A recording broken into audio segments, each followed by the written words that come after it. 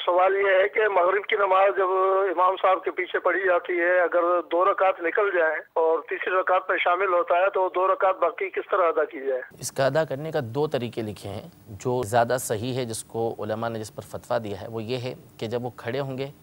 तो अल्हम्दुलिल्लाह रब्बिल आलमीन पूरी पढ़ने के बाद सूरत भी मिलाएंगे, और जब बैठेंगे दूसरी रकात में दोनों सज्दे करके तो अत्तहियात पढ़ें। अच्छा, अत्तहियात पढ़ के फिर खड़े हों, फिर अलहम शरीफ पढ़ना है, उसके साथ सूरत मिलानी है, फिर रुकू और सज्दा करने के बाद अत्तहियात पढ़ के जो है वो सलाम फेर देना है। यानी दूसरी और तीसरी रकात के अंदर भी ये अत्तहियात के अंदर बैठेंगे। यही दुरुस्त तरीका, ज़्यादा दुरुस्त तरीका और सही है। और अगर किसी ने दूसरी रकात में वो बैठा नहीं, सीधा खड़ा हो गया, यानी इमाम के साथ एक रकात मेरी, अब वो खड़े हुए इमाम के सलाम फेरने के बाद, और इसके बाद जो है वो सज्दे में गए, और सज्दे में जाके फिर वो सीधे खड़े हो गए, और फिर आखिर में इन्होंने दोबारा जो है वो अत्तहियात पढ़ी, यानी तीसरी रकात के अंदर जाके कादा किया और अत्तहियात पढ़ी, तो इस सूरत में भी